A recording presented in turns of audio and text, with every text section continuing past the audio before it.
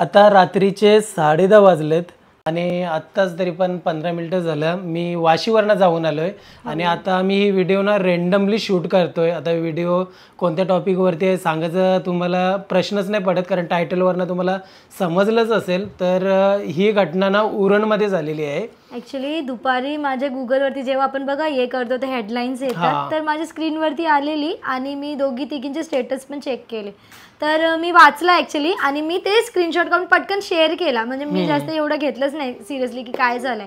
मग नंतर आहे ना आज आपण एक व्हिडिओ अपलोड केली आहे दुपारी, तर ताईनी पण ताईचं नाव घेतलं यशस्वी शिंदे म्हणून।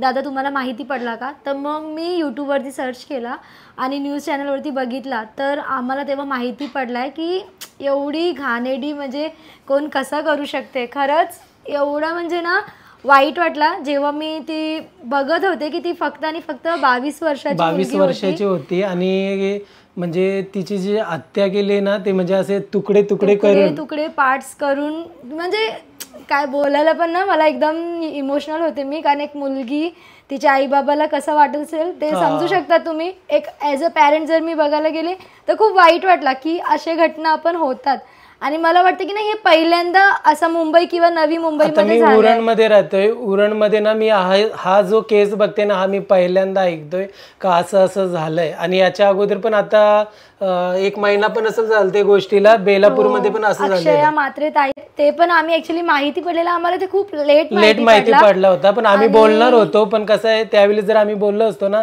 तर खूप जणांना वाटलं असतं का आम्ही व्ह्यूज साठी करतोय। आणि यावेळीच म्हणजे आता उरणमध्ये झालंय आणि मी उरणमधला राहणार आहे, उरणमधला, आणि माझ्या समाजासाठी जर असं घडतंय तर का नाही मी बोलू शकत? बोलायलाच पाहिजे, कारण माझी मुलगी पण आहे, माझी मुलगी पण उद्या मोठी होईल। आणि कसं आहे असं पण मी ते न्यूज मध्ये बघताना ऐकला की 2016 मध्ये जो मुलगा होता तिचा जे म्हणजे तो काय होता माहित नाही, त्यांचा अफेअर होता का तिच्यावरती म्हणजे काहीतरी हे केलेला छेडखानी केलेली म्हणून एफआयआर झालेली। हे सर्व आम्ही आता सांगतो ना, हे सर्व न्यूज वरती आम्ही ऐकले ते तुम्हाला सांगतोय। आणि आम्ही पर्सनली म्हणजे आम्हाला जेव्हा माहिती पडला आम्ही ऑर्डर वगैरे पण घेतलेले आणि यांना काम होतं वाशीमध्ये, तरी वाशीमध्ये जाऊन आता घरी आम्ही हे आले तर मला 15-20 मिनिटं झाले असतील मी घरी आलोय। आपण उरणला जायला पाहिजे, पण हे काय बोलले आता खूप रात्र झाली आहे। कारण मला असं वाटतंय ना की असे म्हणजे आता जे पेरेंट्स आहेत तेच फिलिंग समजू शकतात, तर मला असं वाटतं पर्सनली आपण त्यांना जाऊन भेटलं पाहिजे आणि बोललं पाहिजे की काय म्हणजे काय झालेला।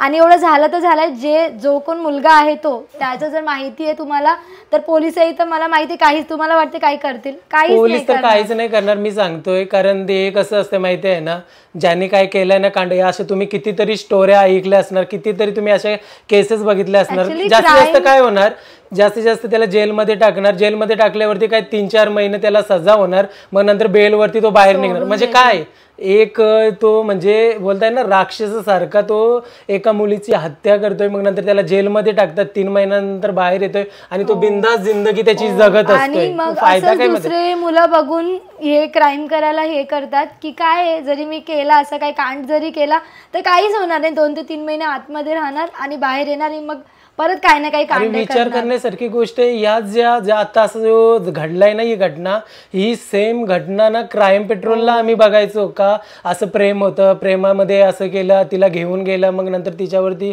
अत्याचार केला, मग नंतर तिचे तुकडे केले, मग नंतर खाडीमध्ये फेकले आणि आम्हाला शॉक वाटतोय का हे आपल्या एरियामध्ये होतंय। खरंच म्हणजे जेव्हा ही न्यूज बघितली ना मला म्हणजे रडतच होते मी की काय असं झालंय। आता पण स्नेहा मला सांगता ना पाणी डोले ना पाण्यामध्ये भरले होते, पण हिला मी सांगितलं काय तू काय हे नको करू, आपण बोलूया एकदा, कारण आमच्या थ्रूने तुमच्यापर्यंत ही व्हिडिओ जाईल।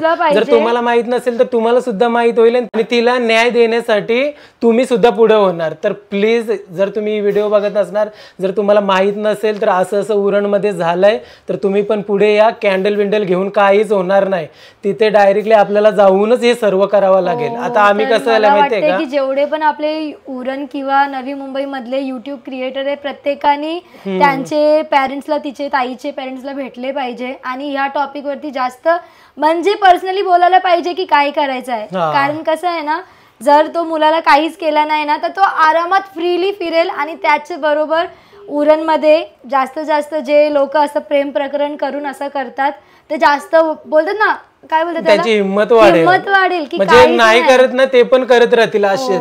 का काय होतंय जास्तीत जास्त 3-4 महिने जेलमध्ये राहणार, बाहेर येणार बेलवरती. आणखीन काय हे ना ऍक्च्युली ना हे लोक ना हे बोलतात ना सरपिटी लोक, तुम्ही बोलू शकता हे सरपिटी लोक असतात, सरफिरे लोक असतात ते. असं म्हणजे कोणाला कापायची हिंमत तरी कशी होते. म्हणजे मला तर वाटतं की ड्रग्स घेतला असेल किंवा काहीतरी असंच केलं असेल बरोबर बिना याचे. आपण कसं मी बोलू पण नाही शकत की काय तिला तिचं किती पेन झालं असेल तिला हे करताना. आता घरातल्यांना काय वाटते तर हे सगळं स्टॉप झालं पाहिजे बस. आणि आपण त्यांना भेटूया आणि त्यांना बोलूया की जेवढी कठीण सजा आहे ना ते त्या पोराला द्यायला पाहिजे. आणि नेक्स्ट टाइम कोणी असा करायला म्हणजे केलंच नाही पाहिजे कोणी. आपल्या इथे काही कुठेही या गोष्टी झाल्या नाही पाहिजे.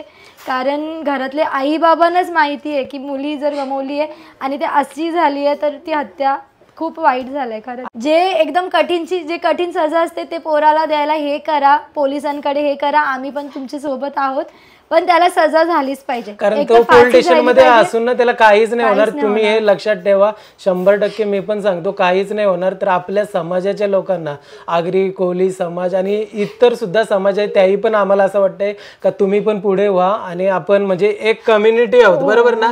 आपल्या सगळ्यांना मिळून तिच्या हक्कासाठी आपल्याला लढायलाच पाहिजे. हो तसंच अक्षय ताई बरोबर पण झालं. खूप वाईट म्हणजे एवढे खाली लोक कसं, ते पण पंडित लोक होते ते तर विचार करा एवढे खाली कसं काय जाऊ शकत देवांच्या समोर. आणि त्या टायमिंगला तिच्यावरती पण काय हे झालं असेल विचार करा ना. ती आश्रय घ्यायला म्हणजे जाऊन तिथे बसली की बाबा माझ्या घरात भांडणं झालंय, तिथे जाऊन बसली ती ताई आणि असं होईल तिने पण विचार केला नसेल. ती तर फक्त एक देवांवरती विश्वास आहे म्हणून तिथे जाऊन बसलेली. पण ते पण खूप खूप वाईट झालंय. या दोन्ही घटना एवढे वाईट झाल्या. आता आम्हाला वाटलं हे बोलायलाच पाहिजे. जर आपण बोललो नाही तर आपण कुठेतरी म्हणजे आपण फक्त पैसे कमवण्यासाठी युट्यूबवरती आलो हे मला फील होत होता. आपण बोलणार नाही, आपण बोलू तेव्हा आपली व्हिडिओ आता माहित नाही उरणमध्ये बघतील का नाही, पण आपण बोलतोय. त्यांच्या घरी पण आपण जाणार, त्यांच्याशी बोलणार आणि हे बोलणार आम्ही की तुम्ही आता बघा जे झालंय ते कोणीही बदलू शकत नाही, पण आपण याच्या पुढे काय करायचं ते आपल्या हातात असू शकतंय. तर आपण जास्त जास्त शेअर करू शकतो या गोष्टींना की बाबा प्रत्येकजण या. आणि पोलिसाकडे जर ते जातात त्यांचे आई बाबा तर त्यांचे मागे एवढे लोक आहेत हे त्यांना म्हणजे जाणून खूप चांगला वाटेल. आणि जे काही झाले त्यामध्ये आता आपण काही बदल करू नाही शकत, पण जो मुलगा आहे ना त्याला आपण सजा तर देऊ शकतो. एक तर त्याला फाशीची तरी सजा झाली पाहिजे, नाही त्याला पब्लिकच्या हातात द्यायला पाहिजे लोकांना. कारण पब्लिक मला वाटतं जेवढी चांगली सजा देईल तेवढी पोलीस पण देणार नाही. आणि या भविष्यामध्ये कोणी करताना विचार करणार असा काहीतरी घडला पाहिजे याच्यानंतर खरंच. आता ठीक आहे आता एवढंच आत्ताच्यासाठी. आणि एक अजून की आपल्या मुलींना आपण जेव्हा पण एकदम फ्रेंडसारखे वागले पाहिजे. मला हे पण वाटते A to Z मुलींनी आपल्याला शेअर केलं पाहिजे की या गोष्टी व्हायच्या अगोदर जर आपल्या पॅरेंट्सला माहिती असते मुलींचा तर मला वाटतं या गोष्टी व्हायचे चान्सेस खूप कमी होतात. कारण A to Z आपण शेअर करतो. आता बघा आजच्या लव्ह स्टोरीमध्ये मी माझं शेअर केलं की माझी मम्मीला A to Z माहिती होत्या. मी जे काही करत होती मम्मीने मला सगळं समजून सांगितलेलं. तर जे काही घडलं आहे ते तिचे याच्यामध्ये घडलेलं आहे. तर तिने पण हे केलं आहे मला मदत. जर पॅरेंट्स जर आपण ॲज अ पॅरेंट जर मुलांना फ्रेंडसारखं वागतो ना तर खूप चांगली गोष्ट आहे. तर आपण आपल्या मुलांना एकदम फ्रेंडसारखं ठेवायला पाहिजे. मुलींना स्पेशली, मुलांना पण ठेवा पण मुलींना एवढा क्लोज करा की ते A to Z गोष्टी तुमच्यासोबत शेअर करतील बस.